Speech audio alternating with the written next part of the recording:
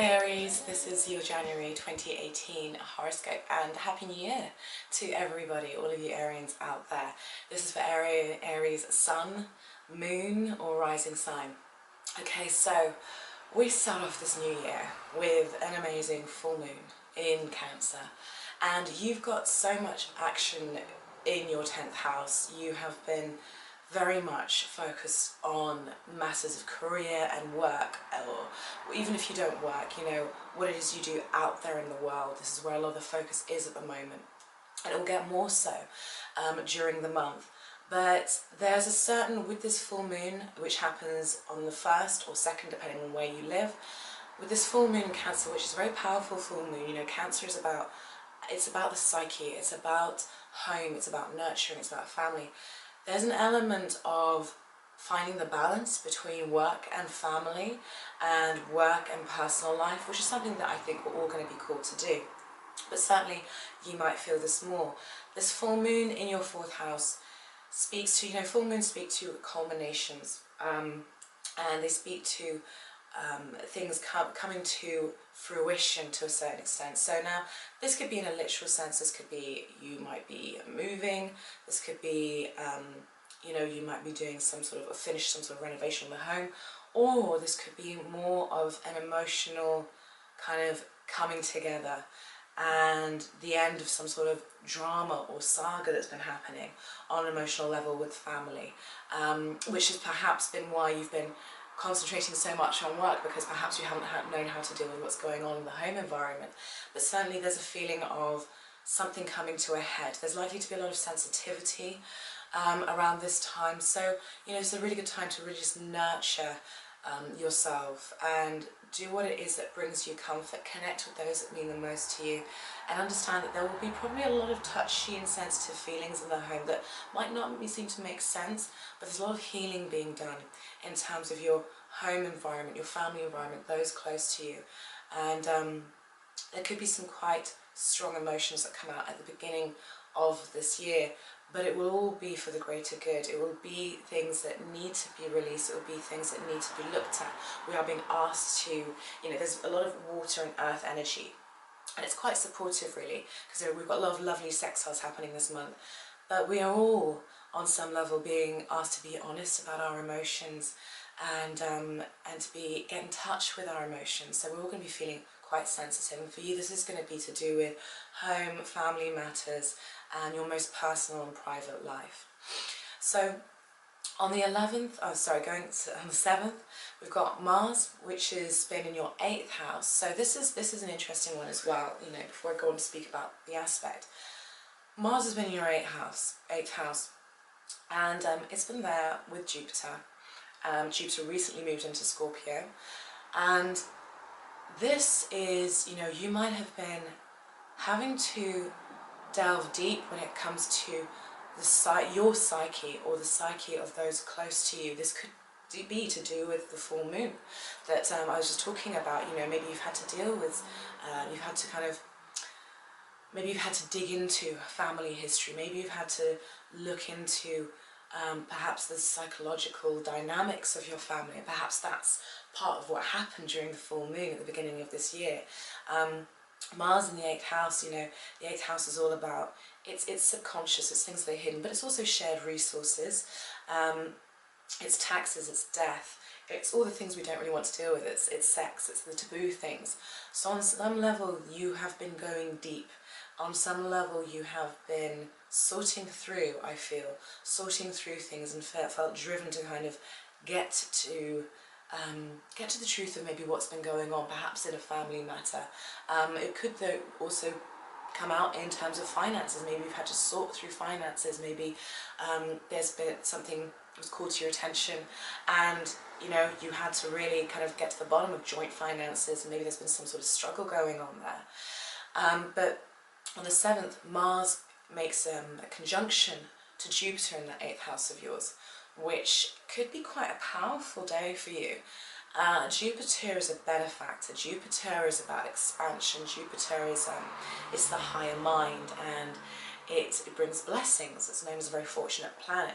So Mars conjunct Jupiter there, I feel like this is something maybe being brought to light, or some sort of assistance. I mean, if you're going through struggles financially, maybe you're separating with somebody and you know you're going through the process of dividing up what's yours and what's theirs.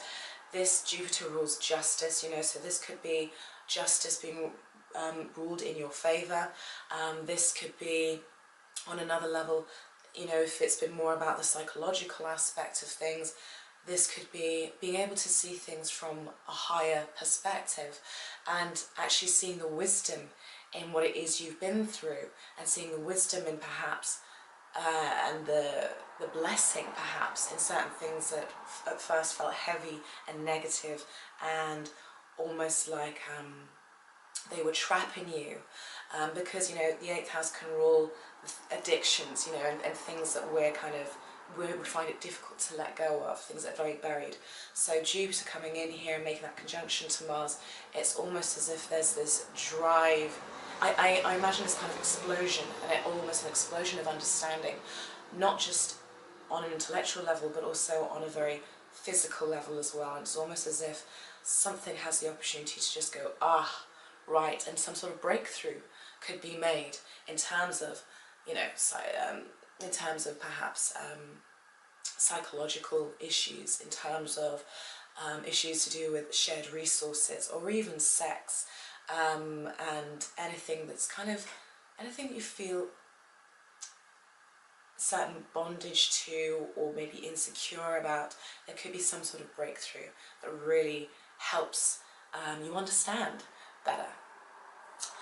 On the 11th, Mercury enters Capricorn, so this again, you know, we've got the Sun in Capricorn, we've got Saturn in Capricorn, we've got Venus in Capricorn, and now Mercury, and we've got Pluto there, and now Mercury enters Capricorn. So this definitely really brings the focus to your 10th house and what you're doing out there in the world, whether you own a business, whether you work for somebody, whether you've got a high-flying career, even if you're retired, you know, how you present yourself to the world out there. So this is really, really where your mind is, where your thinking is, and where your focus is. And there's going to be a new moon. Well, actually, before that, on the 16th, Jupiter will be sextiling Pluto in Capricorn. So Jupiter there in your 8th house will be sextiling Pluto in your 10th. And this is nice. This is supportive energy. This is transformational energy that can bring a lot of benefit. So it could be that, you know, you have somebody unexpected, but in a position of authority who helps you. I mean, it looks like you're looking at transforming what you do in the world. And with Saturn's only just moved into Capricorn. So this says to me that you're starting to take a hard look at what you do. You're starting to take a hard look at, is this what I want to do? You're starting to really get serious about what you do in the world and look at how what you do, whether it's your job or whatever it is, how it affects the structure of your life, how dependable it is, how secure it is. You're really thinking long term. So this sextile between Pluto and Jupiter, this is talking about, you know, transformational energy. This is talking about supportive energy, and it looks like you're looking at making changes in terms of your career, in terms of what goes on, what you're doing out there. Perhaps the things that have been going on at home have forced you to have to look at career. Oh, you know, am I able to support myself? Am I able to support my family? You know, do I need to get a pay rise? Do I need to reconsider what I'm doing? Do I need to change up my business? Does it really make me happy? A lot of this is going to be going on, but there is positive energy there, and it feels like there might be unforeseen help, and certainly people who could benefit you, and perhaps in ways that you just weren't expecting. It could even be monetary assistance, a funding of a project or a funding of a business. So that's quite positive energy there. This is followed up by a new moon in that 10th house. So there's so much energy there. New moons, fresh starts, new beginnings. This is a great time to think, really get clear on what you want and sow your intentional seeds. You know, whether it's that you write it down or that you just say an affirmation, you know, take the time The best time to do it is 24 to 48 hours after a new moon, 24 hours after a new moon, because then you've got a little bit of the new moon that's visible.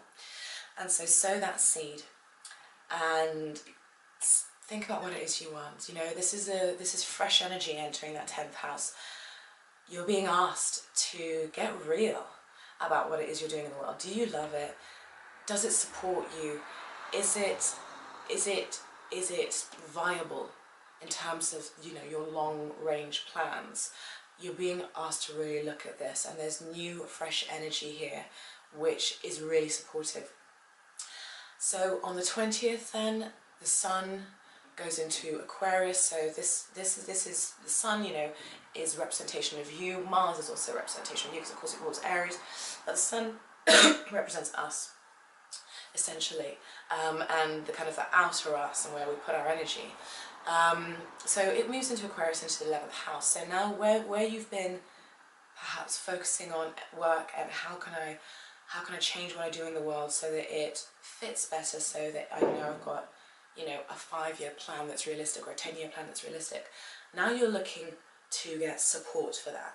Now you might be networking with people who can, you know, align with you in terms of your goals, your dreams, your wishes. You're going to be probably networking a lot more. You're going to be reaching out to people a lot more and attracting people a lot more who can help assist you on your journey. Mars enters Sagittarius on the 26th, so this comes out of that Scorpio energy, which is about uncovering, it's about shared resources, it's about all those things I talked about earlier, and now it goes into Sagittarius. And so once again, so we're thinking now, you know, the 9th, 10th and the 11th are lit up, so we're thinking that big picture, we're thinking about, you know, our long-term goals and aims. And Mars in Sagittarius, you know, this is a drive for adventure, for freedom, for new experiences. Now this might very well tie up with your career, and it might be that you'll start to look at what you do in the world from a much bigger standpoint, rather than just thinking, oh, it's a job. Maybe now you're thinking, you know what, I want what I do in the world to be something that fulfills me on every level. I want it to be something that actually allows me to expand in all sorts of ways, and that Mars and Sagittarius might be helping give it that drive and give you that bigger picture way of looking at things. You want freedom, you want new experiences, and you'll probably be seeking that through the work that you do on some level. Remember though, with all of this energy that's going on, you know, try and balance between home and work life. This is what that eclipse was about. You know, it was about us really, it was about us connecting with the psyche. And I mean, this is a really interesting year.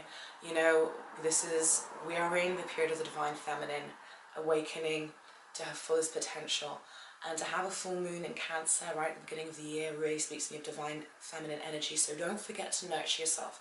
Don't allow yourself to burn out, because we've got Uranus in your first house. And Uranus is the awakener. It's the unexpected. It's sudden cosmic downloads. It's eccentric. You never know what you're going to get with it. And, you know, it can be disruptive as well, but yeah, at the same time it can be enlightening. So with that in your first house, you're going through a lot of change, but quite spontaneous. So remember to nurture yourself. You know, things have probably happened recently that have been quite unexpected, that you hadn't planned, or you've had maybe sudden psychological insights. You were like, oh my goodness, I didn't know that was something that I suffered with, or that someone who I loved was going through, you know. So don't forget to nurture yourself, because we've got so much energy going on, so much action going on in those outer houses. Just remember, you know, we started this year off with that full moon in Cancer, and that is about nurturing. It's that divine feminine energy. So just don't forget to ground, don't forget to give yourself and the ones you love the time that you will deserve. Okay, so then we finish the month off on the 31st with Mercury going into Aquarius. So it's your communication, your thinking, It's going to be in Aquarius in the 11th house, you know, following that sun. So once again, like I said, this is about networking. This is about reaching out to people. This is, you might be using different types of technologies in your work or in how you communicate with people. You might be thinking about how you can broadcast differently, advertise differently, or maybe even how you can reach different people in terms of friendship groups or getting out there in a different kind of social environment. And on the same day, we've got full moon in Leo, and this is a total lunar eclipse. So this, you know, this is a big month that we're starting with. And so Leo is about self-expression, you know, and it's about creativity. So this is asking you, how can you bring that sense of self-expression, creativity and joy into what you do in the world, into your relationships with your peer groups, into how you express yourself to others. Something may have to be phased out in order for you to find this out, but you're being asked to embrace who you are and bring it into what it is you do in the world.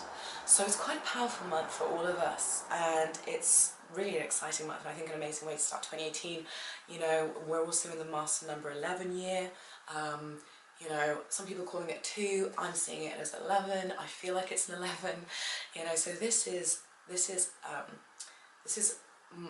like mastery energy. You know, this is about us becoming the masters of our lives. So this lunar eclipse in Leo is fantastic, because that is about what it is we desire, what it is that brings us joy, and how we can express our true selves authentically. So yeah, there we go. I hope you have a wonderful January and a great 2018, and feel free to join me next time in February. And also, I would love for you guys to check me out on Facebook. I'm Astro Anushka on Facebook. I've only just started it up, so I haven't got very many followers, so I'd love to have you guys come join me. Once again, thank you for all your subscriptions, comments and follows and likes. I love it. Love you guys. Bye bye.